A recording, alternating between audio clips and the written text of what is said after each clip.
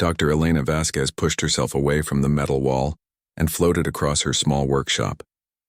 Tools and machine parts drifted around her like a strange underwater dance. She had been working in zero gravity for 3 years now, but it still felt weird sometimes. Her fingers found the wrench she needed and she grabbed it before it could float away. The workshop was tiny, just a converted storage room on the mining station called Kepler's Edge. Elena had paid the station manager extra credits to let her use this space. Nobody else wanted it anyway. It was too small and too far from the main areas. But Elena liked being alone with her work. She turned to look at her creation. It sat clamped to the workbench, looking like nothing special. Just wood and metal formed into the shape of an ancient weapon, a crossbow. But this crossbow was different from the ones people used on Earth hundreds of years ago. This one was built for space. Elena had spent every free hour for 3 years building this weapon. She used her salary from her real job as a physics researcher to buy the parts. Carbon fiber for the frame, special springs made from memory metal, computer chips smaller than her fingernail. Most important of all, she had designed special arrows that could guide themselves through space. The other humans on the station thought she was crazy. The aliens thought she was stupid. Both groups had good reasons for thinking this way. The Galactic Council had a list of approved weapons for space combat. Energy weapons were at the top. Laser cannons, plasma rifles, ion beams. These weapons were fast, accurate, and deadly. They had been tested and improved for thousands of years by alien races that knew more about science than humans ever would. Projectile weapons were at the bottom of the list. Actually, they were not on the list at all. The aliens called them primitive and useless in space. The Zephyrians, who looked like walking crystals and were known as the smartest race in the galaxy, had written papers proving that bullets and arrows could not work properly in zero gravity. Elena had read those papers. They were full of big words and complex math. They talked about how gravity was needed to make projectiles fly straight. They explained how the lack of air resistance in space would make aiming impossible. They showed calculations proving that energy weapons were superior in every way. The papers were very convincing. Almost everyone believed them. Human military leaders had stopped using projectile weapons in space 50 years ago. They switched to energy weapons like everyone else in the galaxy. It was the smart thing to do, but Elena remembered something from her history classes. Back on Earth, there was a time when the Pope had banned crossbows from being used in wars between Christian armies. He said they were too deadly, too unfair. Elena always wondered about that. Why would someone ban a weapon if it did not work well? She also remembered her grandfather's stories about hunting. He used to say that the best weapon was not always the most advanced one. Sometimes the simple weapon worked better because people did not expect it. Sometimes old ways were better than new ways. These thoughts had stuck in Elena's mind during her physics studies. When she learned about space combat, she started asking questions. Why did everyone assume the aliens were right about projectile weapons? Had anyone actually tested their claims? Or did people just accept what the smart alien races said? Elena started doing her own research in secret. She ran computer simulations on weapons design. She studied old Earth military history. She learned about ballistics and momentum. Most importantly, she learned about the physics of zero gravity. The aliens were right about some things. Gravity did help projectiles fly straight. Air resistance did affect accuracy. But they were wrong about the conclusion. These problems could be solved. They just needed different solutions than the ones used on planets. Elena's crossbow used microgyroscopes in each arrow to keep them spinning correctly. Small gas jets could adjust their flight path. Computer chips could calculate the best trajectory faster than any organic brain. The arrows could actually steer themselves toward targets. The design was not easy to build. Elena had failed dozens of times. She had spent all her savings on parts that did not work. She had burned her fingers with welding tools and cut herself on sharp metal edges. Many nights she had wanted to give up and throw the whole project away, but she kept working. Something deep inside told her this could work. The aliens were smart, but they were not always right. Humans had surprised everyone before. Maybe they could do it again. Elena's supervisor at her day job was Dr. Harrison, an older human who had worked with aliens for 20 years. He had seen Elena's weapon designs by accident one day when she forgot to close her computer files. "Elena, what is this junk?" he had asked, looking at her blueprints. "You're wasting time on ancient weapons? Do you want the Zephyrians to think we're all idiots?" "I'm just curious about the physics," Elena had said. Maybe there's something they missed. Dr. Harrison had laughed. Not a happy laugh, but the kind adults used when children said something silly. Listen, kid. The Zephyrians have been studying physics for 10,000 years. They have computers that can simulate any weapon design. If they say projectile weapons don't work in space, then they don't work. End of story. But what if they're wrong? Elena had asked. They're not wrong. Trust me, focus on real science. Study energy weapons like everyone else. That's how you'll make a career out here. Elena had nodded and agreed. But she kept working on her crossbow at night. Now it was finished. 3 years of work. 3 years of dreaming. 3 years of proving herself wrong and starting over. The weapon looked simple, but Elena knew how complex it really was. Every part had been designed and tested. Every system had backups. This crossbow was more advanced than anything humans had built before. But would it work? Elena had run thousands of computer tests, but she had never fired it at a real target. The mining station had strict rules about weapons testing. One accident could puncture the hull and kill everyone aboard. Elena could not risk that. She would have to wait for the right moment. Maybe that moment would never come. Maybe she would carry this secret to her grave, never knowing if her years of work meant anything. Elena touched the crossbow's smooth wooden grip. It felt warm under her fingers, like something alive. She had built it with her own hands, piece by piece, dream by dream. Whatever happened next, she was proud of what she had created. Outside her workshop, the mining station continued its endless orbit around a dead planet. The crew went about their daily work, digging valuable metals from floating rocks. The aliens ran their energy weapon systems and followed their ancient rules. Everyone felt safe and secure in their knowledge of how the universe worked. None of them knew that Elena Vasquez had just finished building a weapon that could change everything. None of them knew that human stubbornness and ancient wisdom were about to challenge 10,000 years of alien certainty. Elena smiled and began cleaning up her tools. Tomorrow would be another day of following orders and doing normal research. But tonight she had made something that the greatest minds in the galaxy said was impossible. Tonight she had built hope. The alarm started screaming at 0347 station time. Elena jerked awake in her sleeping pod, her heart already racing before her brain caught up. Red emergency lights flashed through the thin walls. The voice on the intercom was calm but urgent. All personnel to emergency stations. We have hostile contacts approaching. This is not a drill.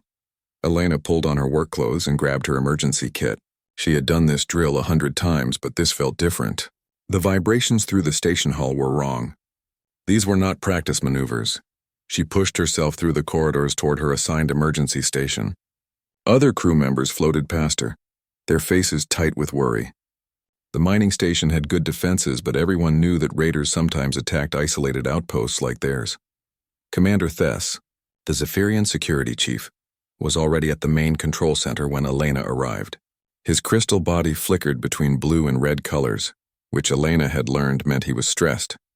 His voice rang like breaking glass when he spoke. Krillian raiders, 12 ships coming in fast. They are using hit-and-run tactics, staying close to the asteroid field where our main guns cannot track them properly. Elena watched the tactical display.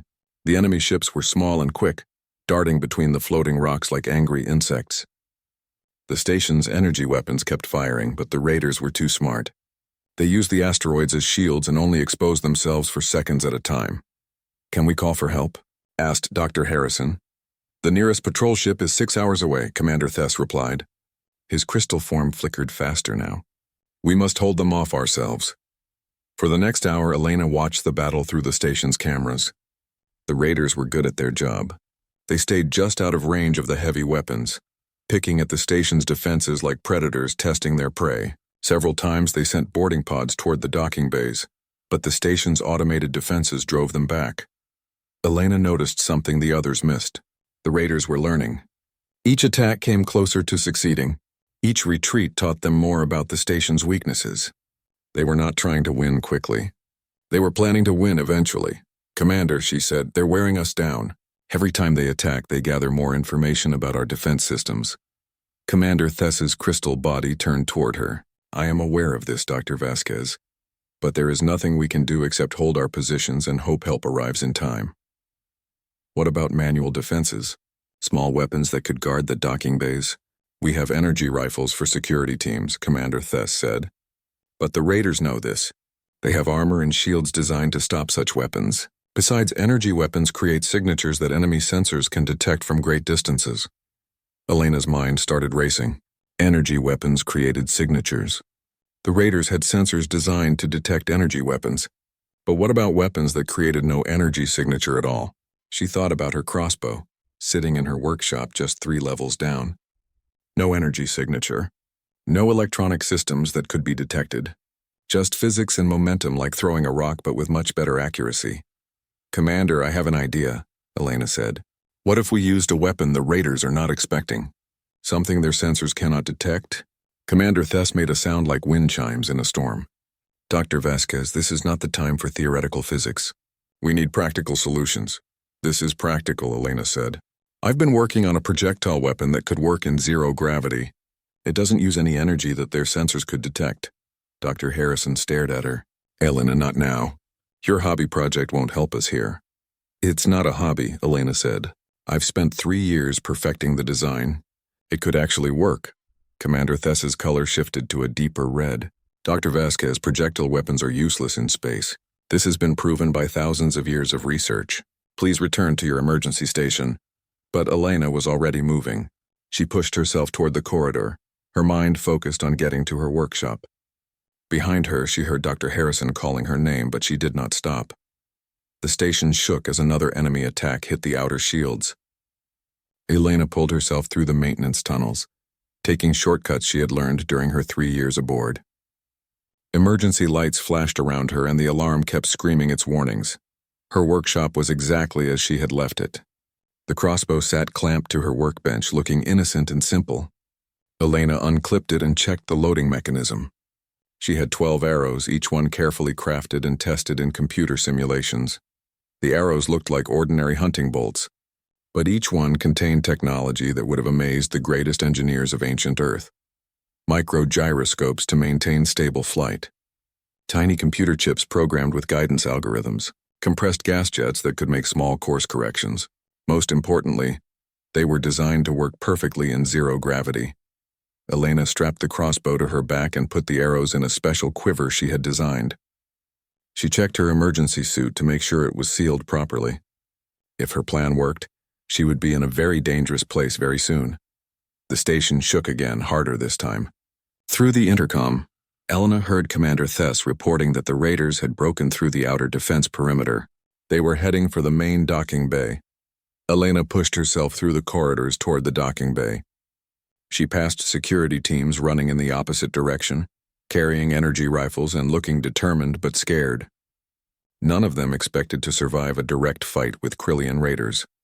The docking bay was huge, designed to handle large cargo ships and mining vessels. It was also the most vulnerable part of the station. Once the raiders got inside, they could cut through the inner doors and take control of everything. Elena found a hiding spot behind a maintenance console where she could see the entire bay. She loaded her first arrow and checked the crossbow's sights. Her hands were shaking, but not from fear. She was excited. After 3 years of theory and simulation, she was finally going to find out if her weapon actually worked. The outer doors exploded inward. 3 Krillian raiders jetted through the opening, their insect-like bodies covered in powered armor. They moved with the grace of creatures born in zero gravity, using small thrusters to navigate through the air. Elena aimed at the lead raider. The crossbow felt steady in her hands. She had trained with it for months, learning how to shoot in zero gravity. She knew exactly how the physics would work. The arrow would fly straight because it had its own guidance system. The recoil would push her backward, but she was braced against the console. The raiders moved toward the inner doors, confident that their armor could stop any energy weapon the station might have. Their sensors swept the area, looking for the energy signatures that would reveal hidden defenders. They found nothing.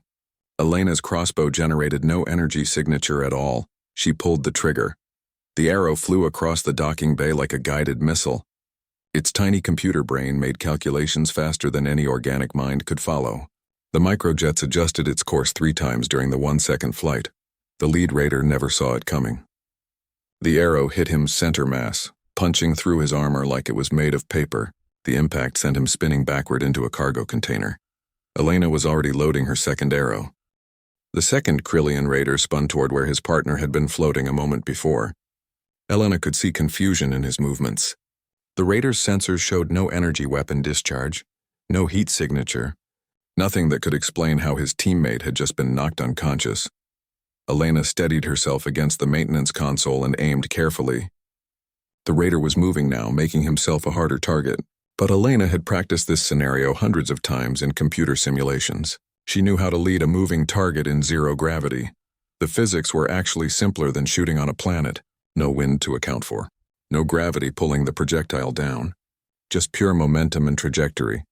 Exactly the way Elena had calculated. She breathed out slowly and squeezed the trigger. The second arrow flew true.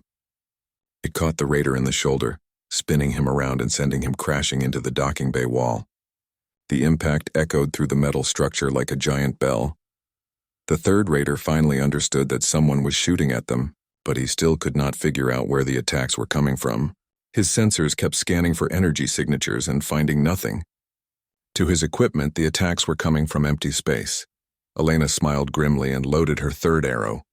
The raider was moving erratically now, using his thrusters to change direction every few seconds. He was scared, and scared enemies made mistakes. Sure enough, the raider jetted behind a cargo container to hide. But Elena had mapped every inch of this docking bay during her 3 years on the station. She knew exactly where he would emerge. When the raider popped out from behind the container, Elena's arrow was already flying toward that exact spot. The guided projectile adjusted its course slightly and took the raider in the chest. He went limp and drifted toward the floor. 3 raiders down in less than 2 minutes. Elena felt a surge of satisfaction. Her weapon worked exactly as designed. The aliens had been wrong about projectile weapons. Dead wrong, but her celebration was short-lived. The outer doors exploded again as more raiders poured through. Elena counted 6 of them this time, moving in a coordinated formation. They had learned from the fate of the first group. These raiders were more careful. They used the destroyed cargo containers as cover, advancing slowly through the docking bay. Their movements were precise and professional. Elena realized she was facing experienced warriors, not the advanced scouts from the first wave. She aimed at the lead raider and fired, but this time her target was ready. The raider's thrusters fired at just the right moment, sending him sideways as the arrow flew past. Elena's shot missed by inches. The raiders spread out, making themselves harder to target. Elena loaded another arrow and tried to pick her next shot carefully. These enemies were smart enough to use the docking bay's geometry against her, but Elena was smart too. She had been living and working in zero gravity for 3 years. She understood how momentum worked in space better than most people, and she had an advantage the raiders did not know about. Elena pushed herself away from the maintenance console and began moving through the docking bay. She used cargo containers and structural beams for cover, staying ahead of the raiders while looking for better shooting positions. The raiders followed her, but they made a crucial mistake. They assumed she was using an energy weapon like everyone else in the galaxy. They kept scanning for energy signatures and thermal traces. When their sensors found nothing, they assumed their target had escaped. Elena settled behind a massive mining drill that was being repaired. The raiders were 40 meters away, moving in her general direction but not looking directly at her position. She had a clear shot at the rear guard. This arrow flew perfect. It hit the trailing raider in the back, sending him tumbling forward into his teammate. Both raiders became tangled together, spinning helplessly in the zero gravity. Now there were 4 left. Elena was starting to feel confident again. The remaining raiders had finally figured out that someone was using a silent weapon. They began moving more carefully, checking every possible hiding spot. Their formation was tighter now, harder to break up. Elena decided to try something different. Instead of aiming for center mass, she aimed for equipment. Her next arrow struck one raider's thruster pack, sending him spinning out of control. He crashed into a wall and stayed there, probably unconscious from the impact. 3 left. Elena was running low on arrows, but she was winning. The raiders had spread out across the entire docking bay now. They were no longer trying to reach the inner doors. They just wanted to find and kill whoever was hunting them. Elena could see the frustration in their movements. She picked the leftmost raider for her next target. This shot was the hardest yet, nearly 60 meters across open space. But Elena's arrows were designed for long-range accuracy. The guidance system could handle the distance easily. The arrow struck the raider in the leg. Not a killing blow, but enough to disable his mobility. He drifted helplessly, unable to maneuver properly. 2 functional raiders left. Elena had 3 arrows remaining. The last 2 raiders had finally gotten smart. They stayed close together, watching each other's backs. They moved systematically through the docking bay, checking every hiding spot. Soon they would find Elena's position. Elena loaded another arrow and waited. Patience was important now. She needed both raiders to be in perfect position before she took her shot. The raiders approached the mining drill where Elena was hiding.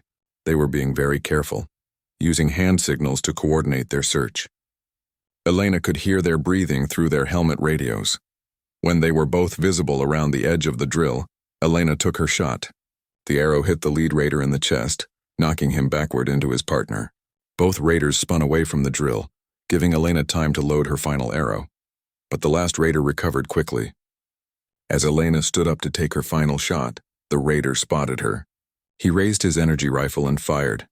The beam missed Elena by centimeters, leaving a glowing hole in the metal wall behind her. Elena dove sideways and fired her crossbow while moving through the air. The last arrow flew across the docking bay in a perfect arc. The raider tried to dodge, but momentum worked against him in zero gravity. Once moving in one direction, he could not change course quickly enough. Elena's arrow caught him in the shoulder, spinning him around and sending his rifle flying. He hit the wall hard and went limp. Silence filled the docking bay.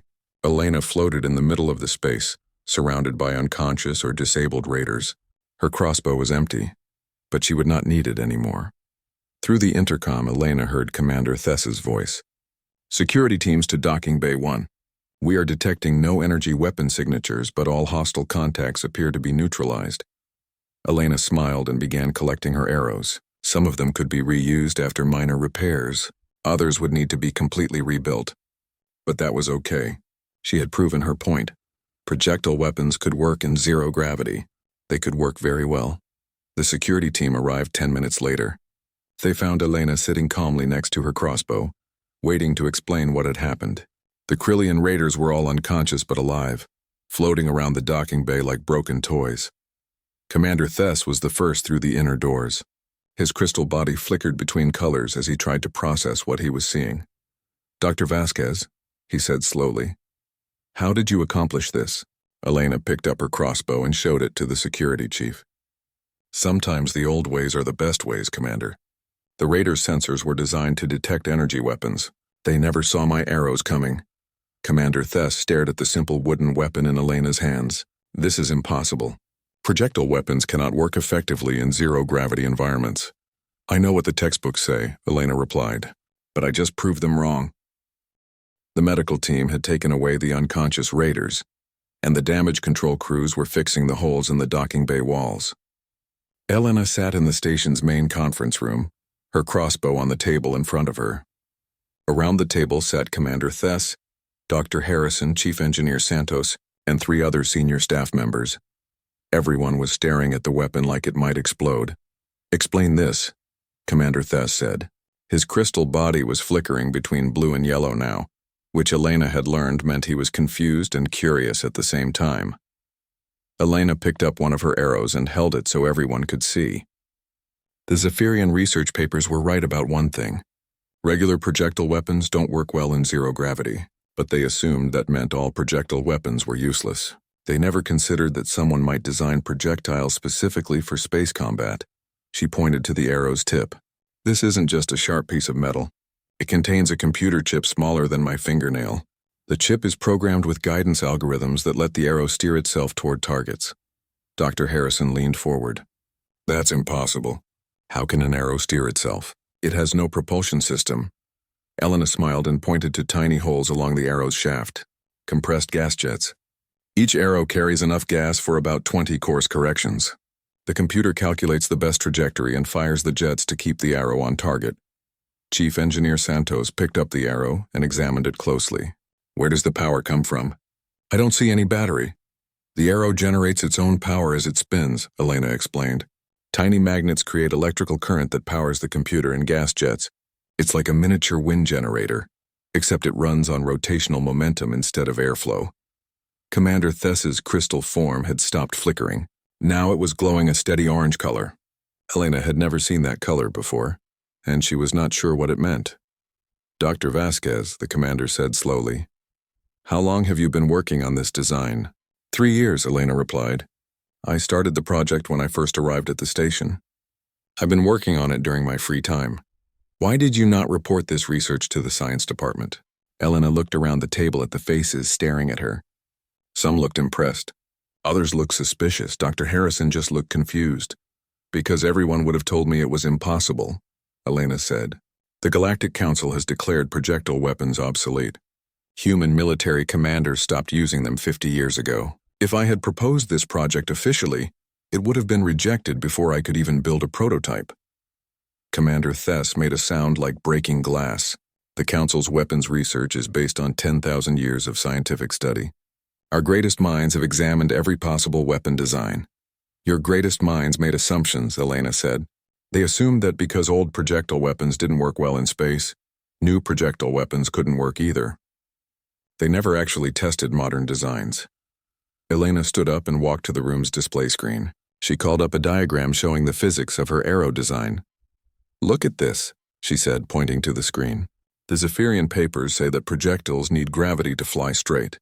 That's true for simple arrows and bullets. But my arrows don't rely on gravity. They use gyroscopic stabilization and active guidance. She highlighted different parts of the diagram as she spoke. The arrows spin to maintain stable flight just like rifle bullets do. But they also have computers that can detect when they're going off course and correct the problem immediately. Chief Engineer Santos was studying the display with obvious interest. The guidance system. How does it track targets? It doesn't, Elena said. That's the beautiful part. I don't need to track moving targets because the arrows can track themselves. I just aim at where the target is when I shoot. The arrow's computer calculates the intercept course and flies itself to the target. Dr. Harrison shook his head. Elena, this is very clever, but you're talking about individual arrows. What about volume of fire? Energy weapons can shoot hundreds of times per minute. Energy weapons also create massive signatures that enemy sensors can detect from thousands of kilometers away, Elena replied. My arrows are completely silent. No energy signature, no heat trail, no electromagnetic emissions. To enemy sensors, they're invisible. She switched the display to show the tactical recording from the docking bay fight. Watch how the raiders react when I start shooting. They know someone is attacking them, but their sensors can't find me. They spend half their time looking for threats that their equipment says don't exist. The recording showed the raiders moving erratically, checking empty spaces where their sensors indicated the attacks were coming from. Elena could see the confusion and growing fear in their movements. Psychological warfare, Commander Thess said quietly. They could not fight an enemy they could not detect. Exactly, Elena said. Fear is a weapon too. When enemies can't understand how they're being attacked, they make mistakes. They waste time and energy looking for threats in the wrong places. Chief Engineer Santos was still studying the arrow design. The manufacturing cost must be enormous. These guidance systems are more complex than most spacecraft computers. Elena shook her head. Actually, they're very cheap to make. I built each arrow for about 20 credits worth of materials.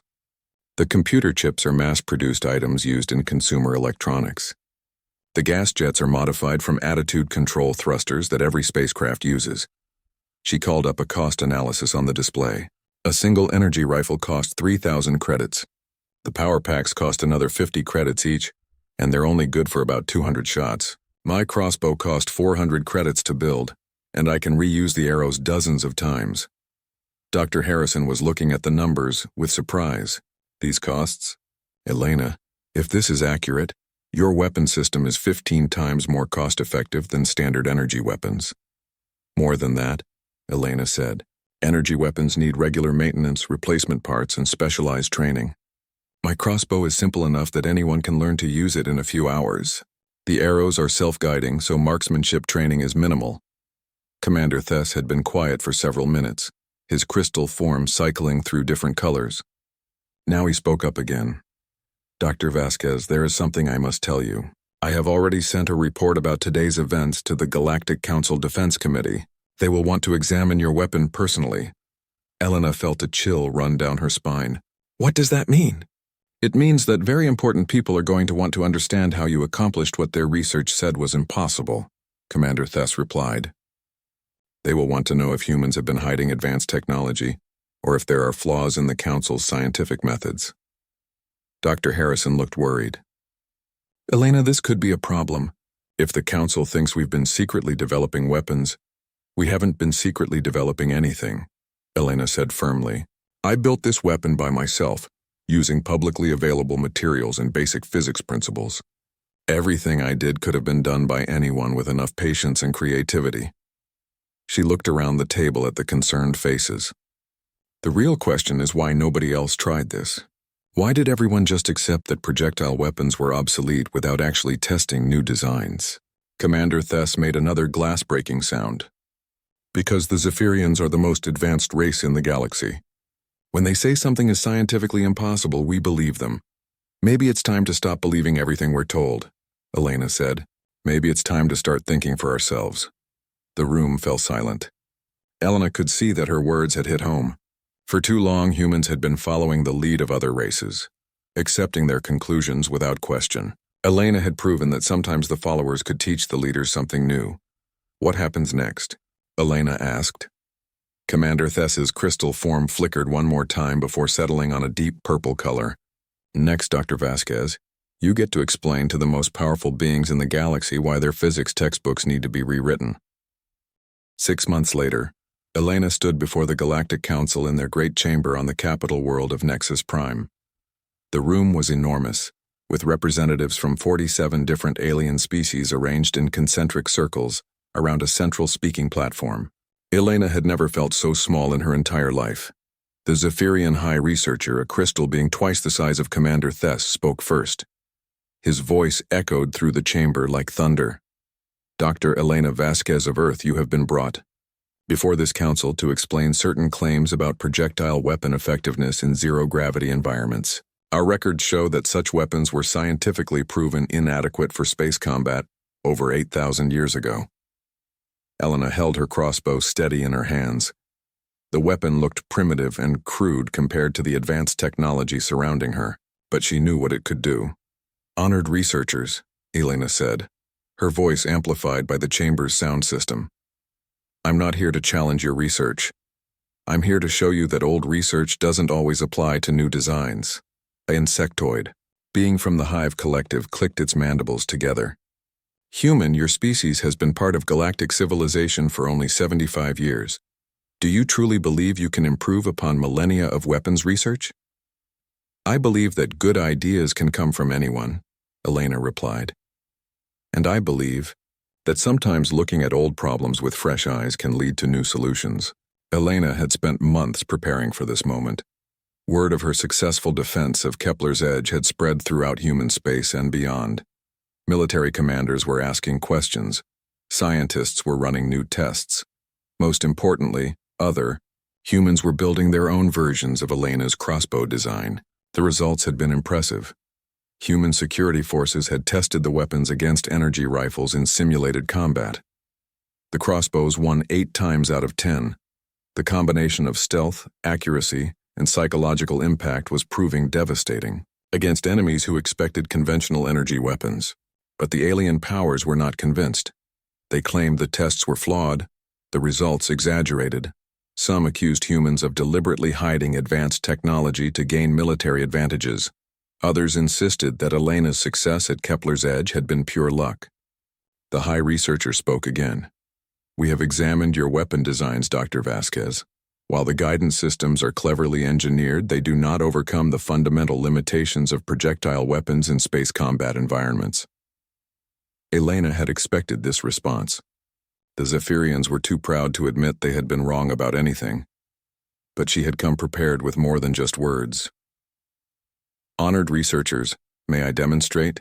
The chamber fell silent. Elena could feel thousands of alien eyes focused on her. Some looked curious. Others looked skeptical. A few looked angry. You wish to fire that primitive weapon in this chamber? The High Researcher asked. With your permission, yes.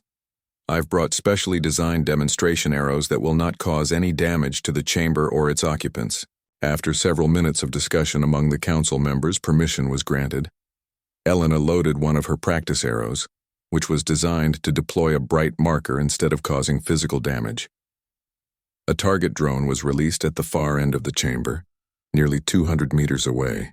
The drone began moving in an erratic pattern, changing direction every few seconds. This was a much harder target than the raiders Elena had faced at Kepler's Edge. Elena raised her crossbow and aimed carefully. The chamber was so quiet she could hear her own heartbeat. She had one chance to prove that humans could contribute something valuable to galactic civilization. She pulled the trigger. The arrow flew across the chamber, in perfect silence. Elena watched its flight path through her crossbow's simple scope. The arrow's guidance system made 3 course corrections during the 5-second flight, adjusting for the target's movements. The arrow struck the drone dead center. Bright blue marker paint exploded across the target, clearly visible to everyone in the chamber. The silence continued for several long seconds. Then Elena heard something she had never expected to hear in the Galactic Council chambers. Applause. It started with a few humans in the observation gallery. Then some of the younger alien researchers joined in. Within moments, nearly half the chamber was applauding Elena's shot. The high researcher's crystal form had turned a deep orange color. Elena still did not know what that meant in Zephyrian culture, but it did not look angry. Dr. Vasquez, the high researcher said slowly, "That was unexpected." Elena smiled. Sometimes the unexpected is exactly what we need. Over the following weeks, Elena worked with research teams from dozens of alien species. She shared her designs freely, answering every question and explaining every detail of her work. Some species were interested in building their own versions. Others wanted to understand the principles behind the guidance systems. Most importantly, Elena's success had started a larger conversation about scientific assumptions. For thousands of years, the various alien species had been building on each other's research, accepting previous conclusions without questioning them. Elena had shown that this approach could lead to blind spots. Young researchers from across the galaxy began revisiting old scientific papers, looking for assumptions that might be wrong. New experiments were designed to test conclusions that had been accepted for centuries. Elena's crossbow had become a symbol of intellectual curiosity and independent thinking. Dr. Harrison, who had flown to Nexus Prime to support Elena's presentation, found her in the research facility where she had been working with alien scientists. "Elena, I owe you an apology," he said. "I should have supported your research instead of dismissing it." Elena looked up from the alien version of her crossbow she had been examining. The Hive Collective had built their own design using biological components instead of mechanical ones. It was fascinating to see how different species approach the same problem. "You don't owe me anything, Dr. Harrison. You reacted the same way most people would have. I was asking you to believe something that contradicted everything you had been taught. But that's exactly when we should be most curious," Dr. Harrison said. "When someone claims the impossible, we should investigate instead of just dismissing them." Elena nodded. "That's the real lesson here. It's not about crossbows or arrows or any specific weapon. It's about keeping our minds open to new possibilities." A few weeks later, Elena received a message that made her laugh out loud. The Galactic Council had established a new research program called the Vasquez Initiative. Its purpose was to encourage researchers to question established scientific conclusions and test assumptions that had been accepted without recent verification. The program's symbol was a simple drawing of Elena's crossbow. Elena returned to Kepler's Edge as a different person than the one who had left. She was no longer just a physics researcher working in a converted storage room. She was Dr. Elena Vasquez, the human who had proven the aliens wrong about physics. But more than that, she had proven something important about humanity itself. Humans brought something unique to galactic civilization, not just advanced technology or superior intelligence, but a willingness to question authority and try new approaches to old problems. Elena's workshop had been expanded into a proper research laboratory. The station manager had offered her any space she wanted, along with a much larger budget for equipment. But Elena chose to keep working in the same small room where she had built her first crossbow. She was training other humans to build and use projectile weapons now. Military commanders from across human space came to learn about her designs. Some wanted weapons for their security forces. Others were interested in the manufacturing techniques or the guidance systems. But Elena's favorite students were the young researchers who wanted to understand the principles behind her work. They reminded her of herself 3 years ago, full of curiosity and unwilling to accept that something was impossible just because important people said so. One evening, as Elena was working on her latest design, Commander Thess floated into her workshop. His crystal form was glowing a warm blue color, which Elena had learned meant contentment. "Dr. Vasquez, I have received word from the Council. Your crossbow design has been officially added to the approved weapons list for space combat. Several alien species have requested permission to manufacture their own versions." Elena smiled. "I never thought I'd live to see projectile weapons on that list."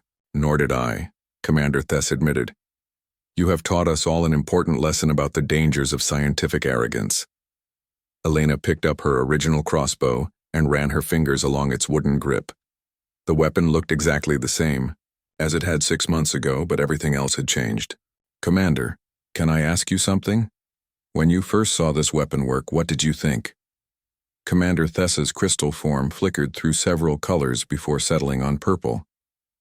"I thought that perhaps the Zephyrians were not as smart as we believed them to be. And I thought that perhaps humans were not as primitive as we assumed you were. And now? Now I think that intelligence comes in many forms. The Zephyrians are brilliant at building upon existing knowledge, but humans excel at questioning that knowledge and finding new directions. Both approaches are valuable.